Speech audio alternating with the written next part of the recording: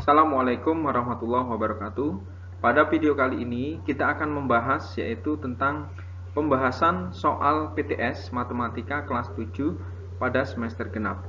Jangan lupa like, komen, dan subscribe serta tekan tombol lonceng agar kamu tidak ketinggalan video selanjutnya.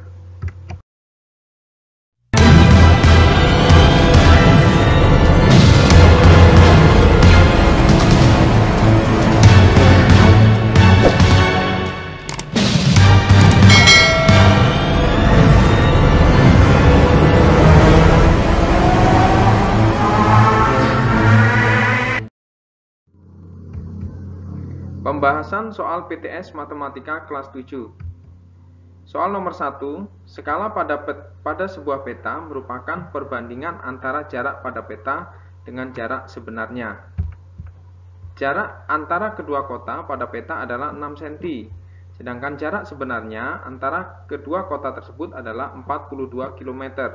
Skala pada peta adalah A 1 berbanding 700, B 1 berbanding 7000, C 1 berbanding 700.000, D 1 berbanding 7 juta. Pembahasan skala sama dengan, ini rumusnya adalah skala sama dengan jarak pada gambar berbanding jarak sebenarnya. Skala jarak pada gambar adalah 6 cm, sedangkan jarak sebenarnya adalah 42 km. Nah, langkah selanjutnya adalah kita samakan satuannya. Kalau yang atas adalah cm, maka yang bawah juga kita samakan menjadi cm ya. Jadi 6 cm berbanding 42 km itu berapa cm? Tinggal ditambah nolnya 5 ya. Jadi 4.200.000 cm. Sehingga skalanya adalah 6 berbanding 4.200.000. Lalu langkah selanjutnya adalah kita bagi 6. Jadi 6 ini bagi 6 adalah 1, lalu 44.200.000 bagi 6 adalah 700.000. Jadi skala adalah 1 berbanding 700.000. Jadi skalanya adalah yang C, 1 berbanding 700.000. Selanjutnya nomor 2 ya. Skala dari suatu gambar adalah 1 berbanding 200 jika tinggi menara pada gambar adalah 17,5 cm, tinggi menara sebenarnya A 16 meter, B 35 meter, C 250 meter, D 350 meter. Pembahasan skala adalah jarak pada gambar berbanding dengan jarak sebenarnya. Skala tadi di sini 1 berbanding 200. Ini kita tulis di sini 1/200 ya. Sama dengan, nah ini jarak pada gambar. Tinggi menara pada gambar. Tinggi menara pada gambar 17,5 berbanding tinggi menara sebenarnya ya. Selanjutnya, tinggi menara itu kita singkat dengan TM. Kita kalikan 1, lalu 17,5 kita kalikan dengan 200. Sehingga TM sama dengan 3.500 cm. Nah, ini kita rubah menjadi meter. Jadi TM sama dengan 35 meter. Jadi tinggi menaranya adalah 35 meter. Jawabannya adalah B. Selanjutnya kita ke nomor 3. Jumlah penduduk di suatu desa adalah 1.500 jiwa. Dengan 600 jiwa diantaranya bekerja sebagai petani dan sisanya adalah pedagang. Dengan demikian perbandingan jumlah penduduk yang bekerja sebagai petani dan pedagang adalah A 3 berbanding 2, B 2 berbanding 3, C 2 berbanding 5, D 5 berbanding 3. Pembahasan jumlah penduduknya ada 1.500 ya. Setelah itu yang menjadi petani ada 600. Berarti yang menjadi pedagang adalah 1.500 dikurang 600 sama dengan 900. Perbandingan petani dan pedagang yang ditanya yaitu 600, ini ya, 600 berbanding dengan 900. Nah, ini kita sederhanakan lagi, sama-sama dibagi. Ini coret nolnya boleh. Setelah itu sama-sama dibagi 3. Ini 2, lalu 3. 2 berbanding 3. Jadi perbandingan petani dan pedagang adalah 2 berbanding 3. Selanjutnya kita ke nomor 4. Bentuk sederhana dari perbandingan 24 cm berbanding 1,8 meter adalah A 24 berbanding 1,8, B 4 berbanding 18, C 4 berbanding 15, D 2 berbanding 15. Pembahasan.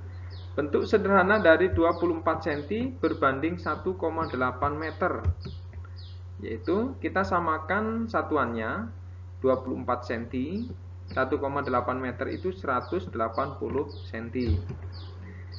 Lalu sama-sama kita bagi 2, hasilnya adalah 12 berbanding 90. Selanjutnya kita bagi 3, 12 bagi 3 adalah 4, 30 bagi 3 adalah 90 bagi 3 adalah 30. Selanjutnya sama-sama dibagi 2, 4 dibagi 2 adalah 2, 30 bagi 2 adalah 15. Bentuk sederhananya adalah 2 berbanding 15. Maka jawabannya adalah D. Selanjutnya kita ke nomor 5.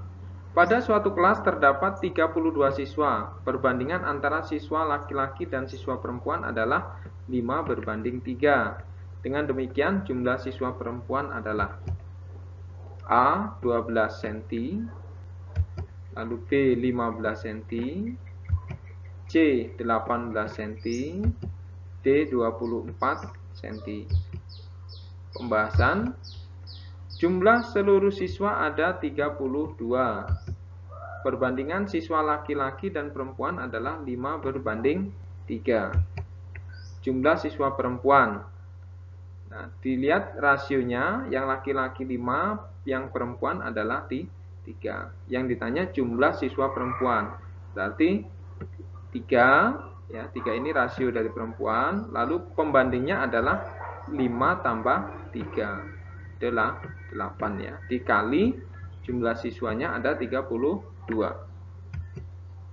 Sehingga hasilnya 3 berbanding 8 kali 32. Ini bisa 32 dibagi 8 adalah 4, 4 kali 3 adalah 12. Itu boleh ya. Jadi jawabannya adalah 12 siswa. Jadi jumlah siswa perempuannya adalah 12 siswa. Jawabannya adalah A.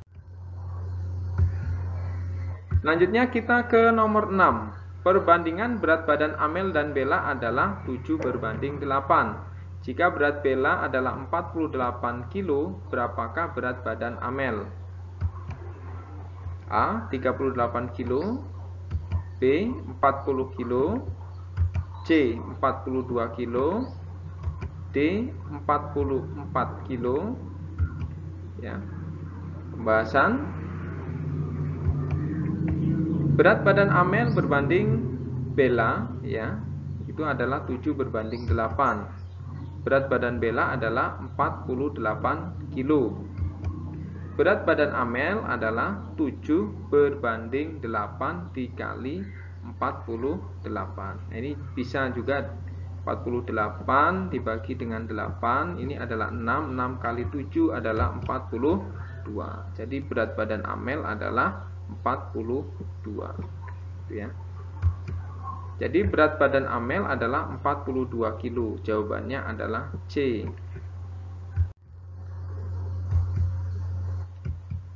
Selanjutnya kita ke nomor 7. Seorang pekerja mendapatkan upah lembur setiap minggu sebesar 234.000 jika total jam lembur dalam seminggunya adalah 9 jam. Jika ia hanya lembur selama 5 jam dalam seminggu, berapa upah lembur yang ia dapat? A 265.000, B 165.000, C 135.000, D 130.000. Pembahasan. Jumlah lembur selama 1 minggu adalah 9 jam. Upah lembur dalam 9 jam adalah 234.000. Upah lembur dalam 5 jam itu adalah 5 berbanding 9 ya, dikali 234.000. Sehingga didapat 130.000. Jadi upah lembur yang ia dapatkan adalah 130.000. Jawabannya adalah D.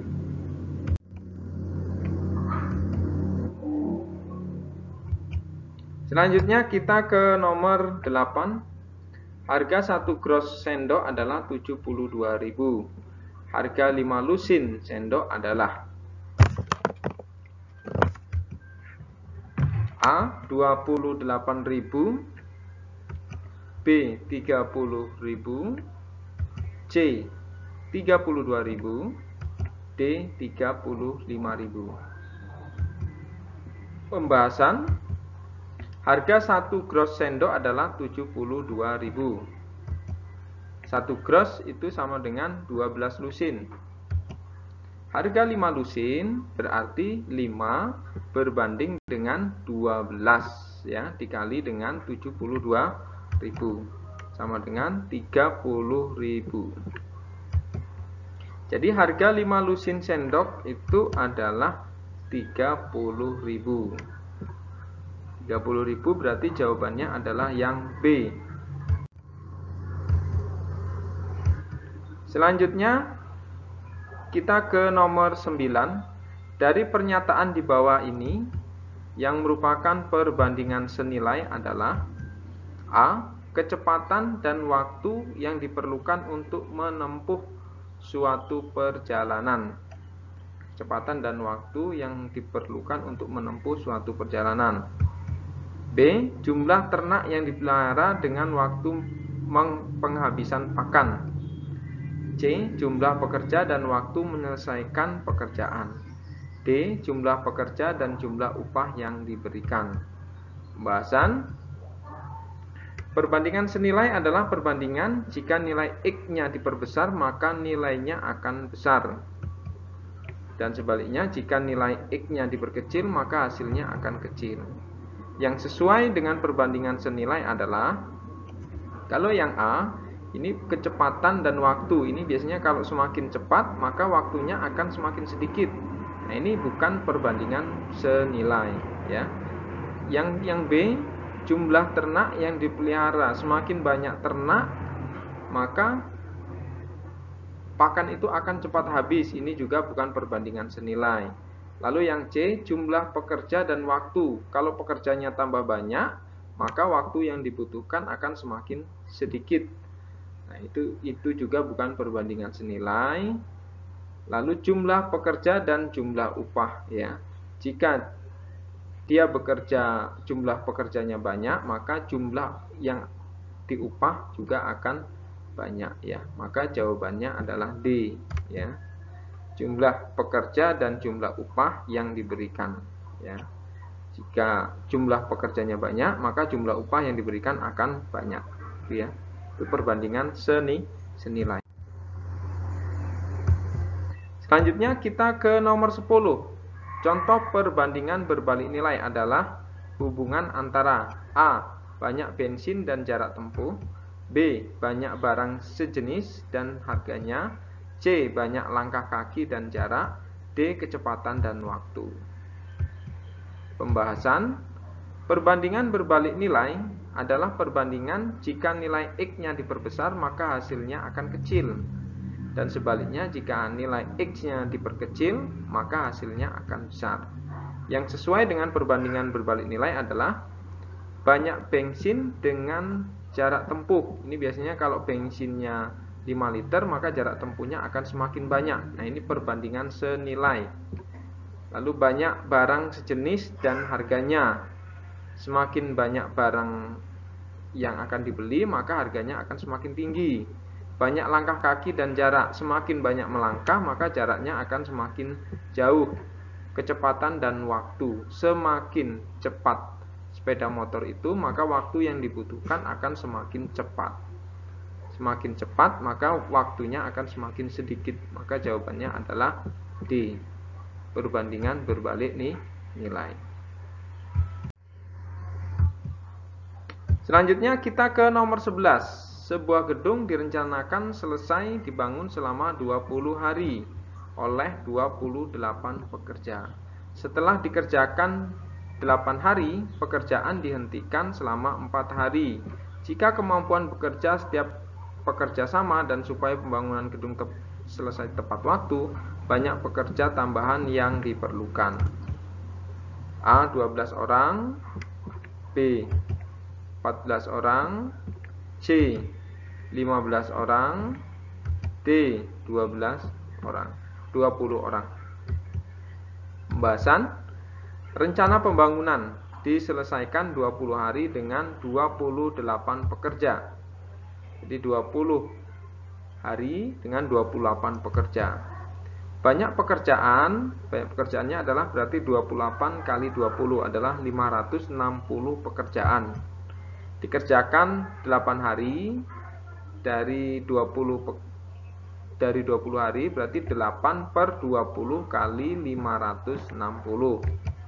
Maka hasilnya adalah 224 pekerjaan yang sudah diselesaikan. Jadi sisa pekerjaannya itu adalah 560 dikurang dengan 224. Sisa pekerjaannya tinggal 336 pekerjaan. Selanjutnya sisa hari itu karena tadi 20 hari sudah dikerjakan 8 hari lalu libur 4 hari, maka sisanya tinggal 8 hari. Nah, jumlah pekerjanya adalah ya 336. Pekerjaan ini dibagi dengan 8 hari ya, 8 hari. Sehingga di sini mendapatkan 42 pekerja. Nah, yang ditanya berapa tambahan pekerja? Tadinya adalah 28 ya. Tadinya 28, sekarang 42. Jadi tinggal dikurang. 42 dikurang 28 adalah 14 pekerja. Jadi tambahan pekerja yang diperlukan adalah 14 pekerja. Jawabannya adalah B. Selanjutnya kita ke nomor 12. Seorang peternak ayam memiliki persediaan pakan 2000 ekor selama 15 hari. Jika ternaknya dijual sebanyak 500 ekor, maka persediaan pakan itu akan habis. A. 22 hari, B. 20 hari, C. 18 hari, D. 17 hari. Pembahasan. Persediaan makanan ayam 2000 ekor itu selama 15 hari. Karena 500-nya dijual maka 1500, maka akan habis dalam berapa hari. Nah, ini perbandingan berbalik nilai. Kenapa perbandingan berbalik nilai? Karena semakin banyak ayamnya yang ada di kandang, maka harinya akan semakin sedikit. Semakin sedikit ayamnya, maka pakan ayam ini akan lama habisnya. Perbandingan berbalik nilai. Jadi 2000 berbanding 1500. Nah, ini yang ini kan 15 dengan X, maka ini dibalik X per 15. Nah, ini perbandingan berbalik nilai ya. Lalu kita kalikan silang. 1500 kita kalikan X, 2000 kita kalikan 15 ya. Sehingga hasilnya adalah X kali 2000 kali 15 dibagi 1500. X sama dengan 20 ya. Jadi persediaan pakan itu akan habis selama 20 hari. Jawabannya adalah B.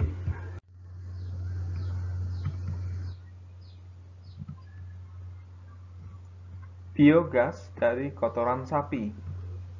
Biogas adalah gas yang dihasilkan dari proses penguraian bahan-bahan organik oleh mikroorganisme pada kondisi langka oksigen anaerob.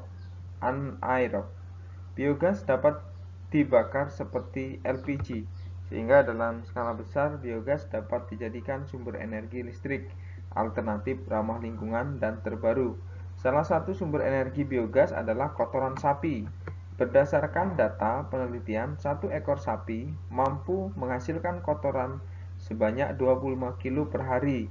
Sementara itu, potensi biogas yang dihasilkan untuk setiap 10 kg kotoran sapi sebesar 0,4 meter kubik. Berdasarkan informasi di atas, pernyataan-pernyataan berikut adalah benar kecuali A. Dengan menggunakan kotoran 2 ekor sapi, potensi biogas yang dapat dihasilkan sebesar 2 meter kubik. B. Potensi biogas yang dihasilkan dari setiap 20 kg kotoran sapi sebesar 4/5 meter kubik. C. Potensi biogas yang dihasilkan untuk setiap 100 kg kotoran sapi kurang dari 3,5 meter kubik. D. Kotoran 3 ekor sapi dapat menghasilkan biogas sebesar 4 meter kubik. Pembahasan. 1 ekor sapi mampu menghasilkan kotoran sebanyak 25 kg per hari. Potensi biogas yang dihasilkan untuk setiap 10 kg sapi, 10 kg kotoran sapi adalah 0,4 meter kubik. Maka yang memenuhi adalah D. Kenapa? Karena kotoran 3 sapi, yaitu 3 kali 25 sama dengan 75 kg. Setiap 10 kg menghasilkan biogas 0,4, maka 75 kg adalah 7,5 kali 0,4 sama dengan 3 meter kubik. Maka jawabannya adalah yang D.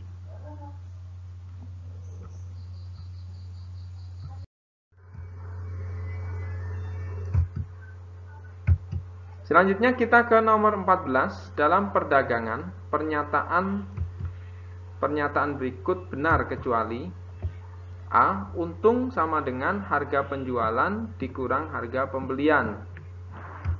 B. Harga pembelian sama dengan harga penjualan ditambah rugi. C. Modal sama dengan harga penjualan ditambah untung. D. Harga penjualan sama dengan harga pembelian dikurang rugi. Pembahasan. Untuk untung, kita lihat yang A. Untung adalah harga penjualan dikurang harga pembelian. Ini betul ya, benar.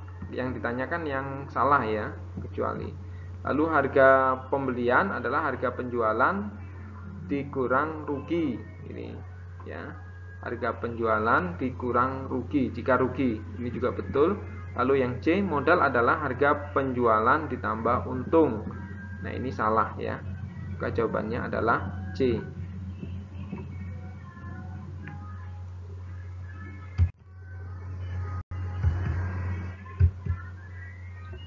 15. Fajri membeli 10 pensil dengan harga 17.000. Kemudian pensil-pensil tersebut dijual dengan harga 2.000 tiap pensil. Kalimat berikut yang tepat adalah: Fajri untung 3.000, Fajri rugi 3.000, Fajri untung 2.000, Fajri rugi 1.700. Pembahasan. Harga 10 pensil adalah 17.000. Harga 1 pensil adalah 17.000 dibagi 10 sama dengan 1.700. Harga jualnya adalah 2.000. Berarti untungnya adalah harga jual dikurang harga beli. Untungnya adalah 2.000 dikurang 1.700, sehingga untung tiap pensilnya adalah 300 tiap pensil. Jadi keuntungan 10 pensil adalah 10 kali 300, sehingga didapat Rp3.000. Jadi kesimpulannya adalah Fajri untung Rp3.000. Ya. B jawabannya. Sekarang nomor 16. Seorang pedagang membeli mangga seharga Rp380.000 dengan ongkos angkut Rp30.000. Setelah terjual habis, pedagang itu memperoleh uang Rp450.000. Dalam keadaan ini, pedagang memperoleh A. Rugi Rp40.000, B. Rugi Rp70.000, C. Untung Rp40.000, lalu D. Untung Rp70.000. Pembahasan. Harga beli mangga adalah Rp380.000. Ongkos angkut adalah Rp30.000. Jadi harga mangganya menjadi Rp380.000 ditambah Rp30.000 sama dengan 410.000. Harga jual adalah 450.000. Berarti si penjual ini mengalami keuntungan ya, maka harga jual dikurang harga beli. 450.000 dikurang 410.000 sehingga hasilnya 40.000. Maka jadi pedagang itu memperoleh keuntungan sebesar 40.000. Nah, jawabannya adalah untung 40.000. C. Nomor 17, pedagang di kios berkah memiliki 1 kintal beras dengan harga 850.000. Jika ia ingin mendapatkan untung 1.000 per kilo, maka harga jualnya A. Rp 7.500, B. 8.500, C. 9.500, D. 10.500. Pembahasan. 1 kintal itu adalah 100 kilo. Harga 100 kilo beras adalah 850.000. Maka harga 1 kilonya adalah 850.000 dibagi dengan 100 kilo. Maka harga 1 kilonya adalah 8.500. Harga jual adalah harga beli ditambah untung. Tadi pedagang mengharapkan keuntungan 1.000. Maka tinggal ditambah saja 8.500 ditambah 1.000. Hasilnya harga jualnya adalah 9.500. Maka jawabannya adalah C. Selanjutnya kita ke nomor 18. Pak Umar membeli 70 kg mangga dengan harga 15.000 per kilo. Kemudian ia menjual 55 kilo mangga tersebut dengan harga 18.000 dan sisanya dengan harga 10.000. Untung yang diperoleh Pak Umar adalah A. 75.000, B. 80.000, C. 85.000, D. 90.000. Pembahasan. Harga beli 1 kilo mangga adalah 15.000. Untung penjualannya adalah 55 kilo mangga adalah 18.000 dikurang 15.000, ini tadi harga belinya, dikali 55 kilo sehingga hasilnya adalah 3.000 kali 55, hasilnya 165.000. Ini keuntungan dari 55 kg mangga. Selanjutnya sisa mangga yang dijual itu dijual dengan harga 10.000. Di sisanya adalah 70 dikurang 55 adalah 15 kilo mangga.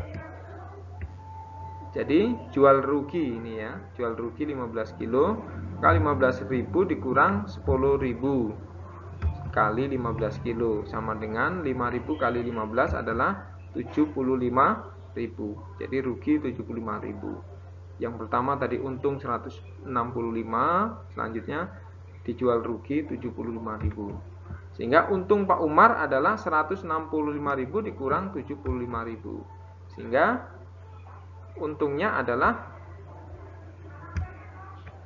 Pak Umar adalah 90.000. Maka jawabannya adalah yang D.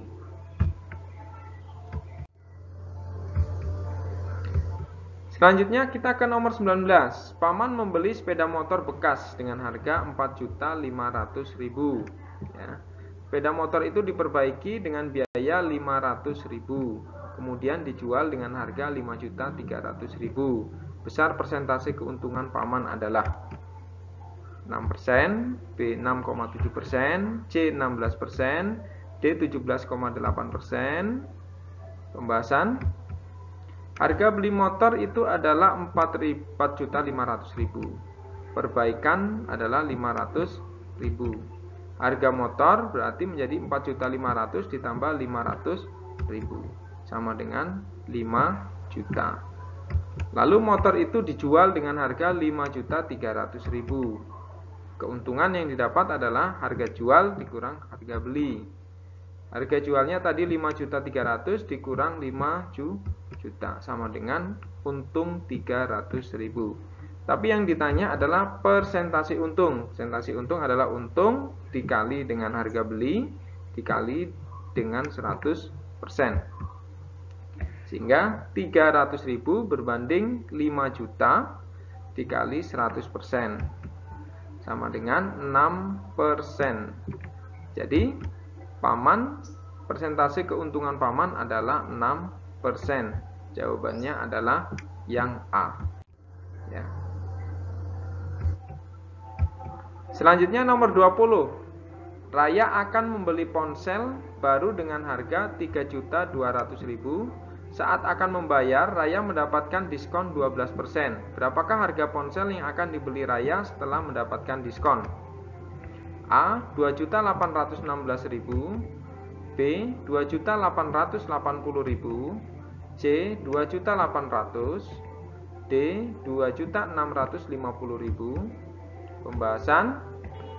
Harga belinya adalah 3.200.000. Diskonnya adalah 12%. Lalu kita cari diskonnya 12% dari 3.200.000. Maka hasilnya 12% kali 3.200.000 sama dengan 384.000. Harga beli setelah diskon, ya, harga beli atau uang yang dibayar setelah diskon adalah 3.200.000 dikurang 384, sehingga hasilnya adalah 2.816.000. Jadi harga ponsel setelah didiskon adalah 2.816.000. Jawabannya adalah A.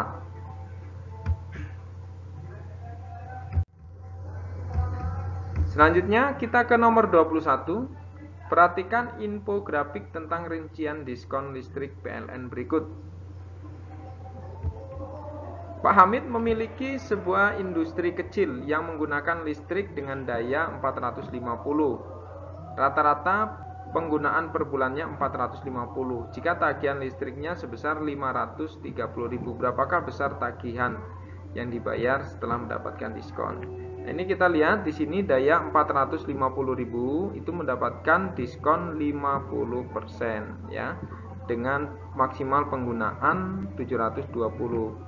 Ini maksimal penggunaan, cuman yang di sini si Pak Hamid ini menggunakannya 450, ya.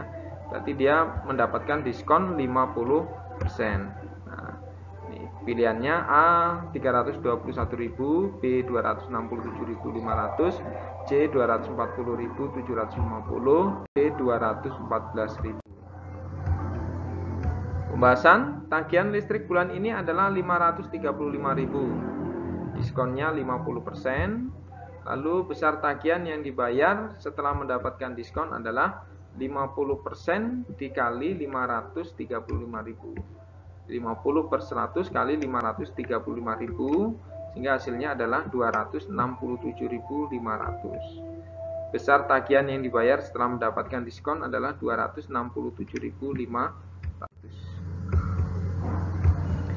Selanjutnya nomor 22. Harga satu porsi bakso adalah 12.000 dan harga satu botol minuman ringan adalah 2.500. Adi dan Rosid memesan 2 porsi bakso dan 3 botol minuman ringan. Jika pesanan mereka dikenai pajak 10%, berapakah harga yang harus dibayar mereka?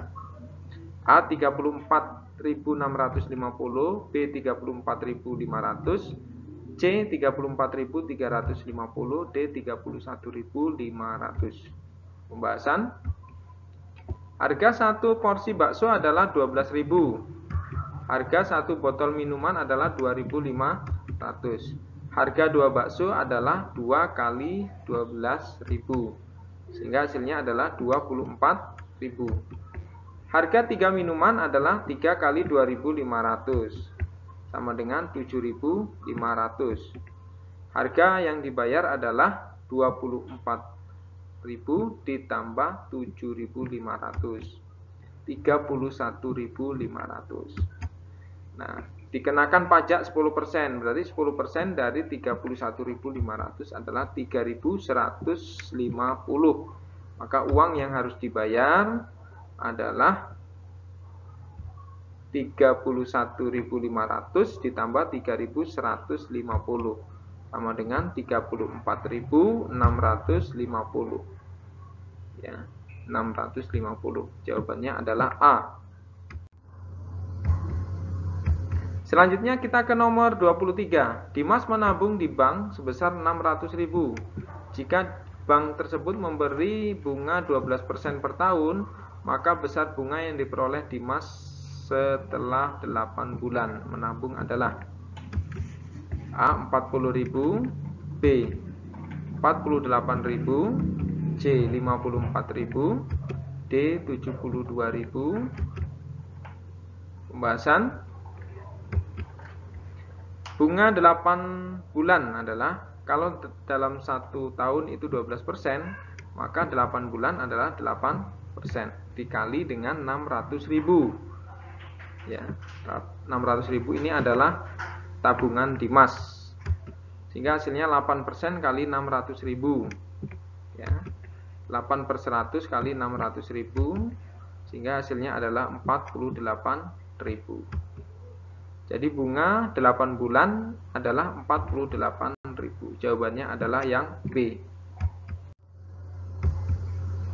Soal nomor 24. Pak Kodir meminjam uang di bank dengan memberlakukan bunga pinjaman 20% per tahun.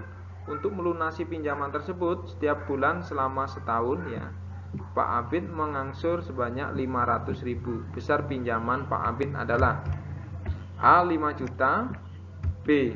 5.600.000, C. 6 juta, D. 7.200.000. Pembahasan. Ansurannya adalah 500.000. Bunga pinjamannya adalah 20% per tahun. Di ansuran itu adalah bunga ditambah pokok ansuran.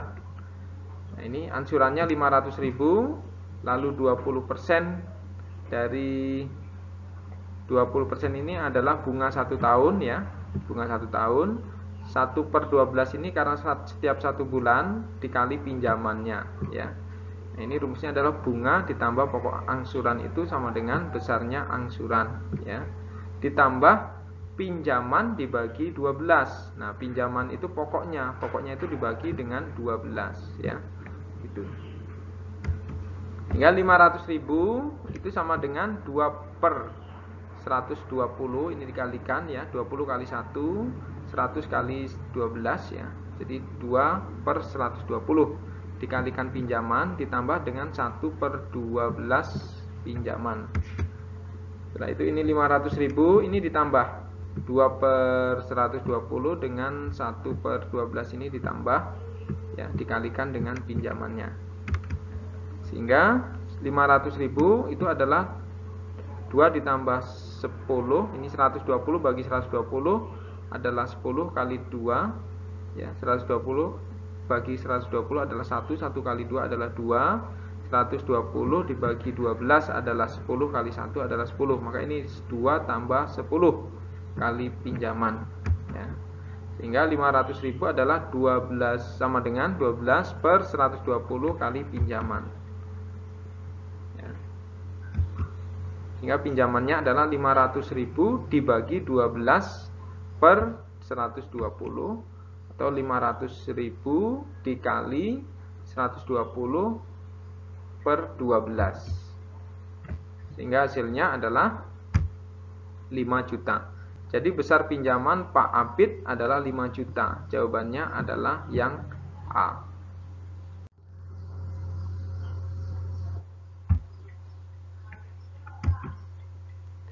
Selanjutnya kita ke nomor 25. Pak Ahmad memiliki 10 karung terigu.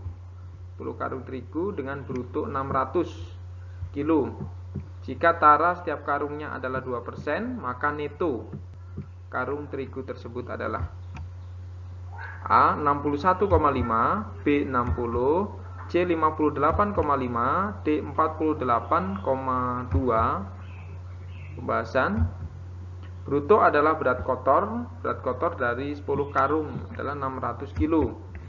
Bruto 1 karungnya berarti dibagi dengan 10 sama dengan 60 kilo. Tara tiap karung, tara ini adalah berat karung adalah 2%.